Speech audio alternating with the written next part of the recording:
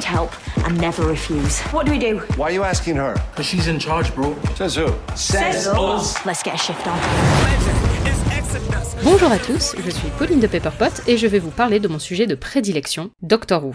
Doctor Who, ce sont les aventures du Docteur, un alien qui vient de la planète Gallifrey et qui voyage à travers l'espace et le temps à bord d'une cabine de police bleue nommée le TARDIS. C'est donc une série qui nous fait voyager dans l'ensemble de l'univers, mais également dans le passé, dans le présent, dans le futur, bref, les possibilités sont illimitées. Mais il y a une petite spécificité qui fait que Doctor Who est vraiment à part, c'est que c'est la série de science-fiction la plus longue. Elle date de 1963 et est toujours en cours aujourd'hui. Il y a actuellement 39 saisons à Doctor Who et la 40e est en cours de tournage, mais ne vous affolez pas, il n'y a pas forcément besoin de voir les 40 saisons, je vais vous expliquer exactement comment on peut regarder Doctor Who. Oui, parce qu'il y a une autre spécificité qui fait que Doctor Who est une série bien particulière, c'est que son personnage principal, le Docteur, a la capacité de se régénérer. Le Docteur étant un alien, il possède des capacités physiques qui ne sont pas les mêmes que nous, et ça lui donne par exemple la possibilité de se régénérer. La régénération, c'est chez les Seigneurs du Temps, donc la race du Docteur, la possibilité de changer l'intégralité de ses cellules lorsqu'on est blessé gravement ou alors qu'on est trop vieux. Ce qui permet très facilement de changer l'interprète du Docteur, et donc de régénérer la série elle-même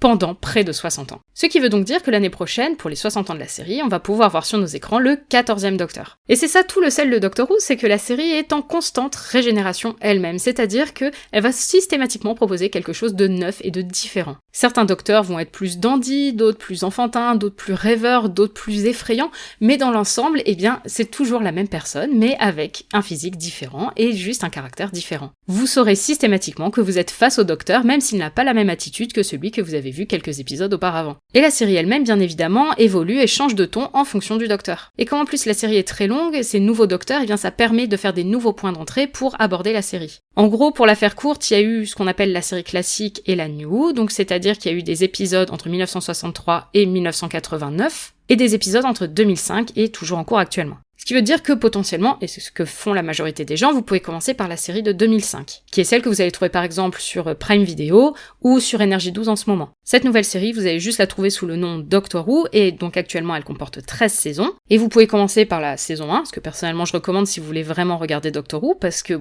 ça a un petit peu vieilli, mais ça reste de super histoires. Ou alors vous avez d'autres points d'entrée, par exemple la saison 5, qui est vraiment faite pour pouvoir débuter par elle. Elle va réexpliquer tous les concepts fondamentaux, vous ne serez pas perdu si vous commencez par cette saison-là. De même, la saison 11 a été pas mal pensée pour être un point d'entrée. Si vous voulez juste picorer comme ça pour voir si Doctor Who pourrait potentiellement vous plaire, je peux vous faire une petite liste pour débuter. Vous pouvez par exemple commencer par Dalek, qui est un épisode de la saison 1 qui introduit les Daleks, qui sont les méchants emblématiques de Doctor Who, et c'est la première apparition dans la nouvelle série de ces méchants. Vous pouvez aussi commencer par La Cheminée des Temps, qui est un épisode en saison 2 qui se passe à la fois dans le futur et dans le passé. L'épisode qui est le plus souvent conseillé pour débuter, c'est Les Anges Pleureurs, c'est en saison 3. Personnellement, je suis pas trop d'accord parce que c'est très différent de Doctor Who de manière générale, mais ça reste un super épisode. Ensuite, il y a un épisode avec Vincent Van Gogh qui s'appelle Vincent et le Docteur, ça c'est en saison 5, et pareil, c'est un épisode qui est extrêmement souvent recommandé.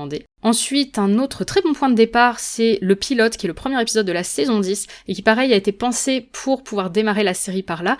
Le reste de la saison, pas trop, mais en tout cas cet épisode-là, c'est un excellent épisode d'introduction. Et enfin, je vous conseille La Chute des Espions, qui est un épisode en 2 parties au tout début de la saison 12, qui a des vibes un petit peu James Bond espionnage, vraiment sympathiques. Bref, je vous souhaite la bienvenue dans le Whoniverse, j'espère que cette petite pastille vous aura donné envie de découvrir les aventures du Docteur. I'm just a traveller. Sometimes I see things need fixing. I do what I can. I made it through the darkest part of the night, and now I see the sunrise. Now I feel glorious, glorious.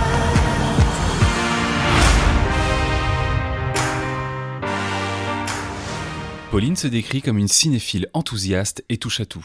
Amoureuse de narration et d'histoire, que ça soit en les découvrant sur papier ou écran de toute taille, voire en les écrivant elle-même, elle ne cache pas sa passion pour l'emblématique série Doctor Who.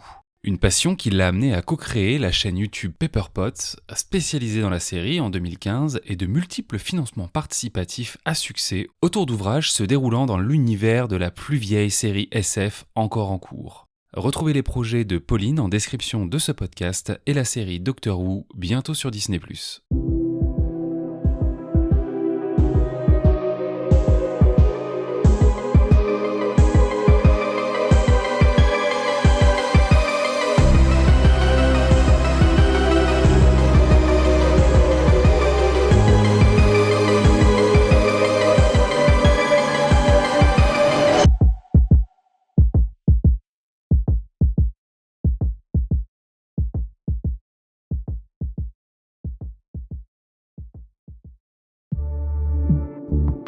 Bonus.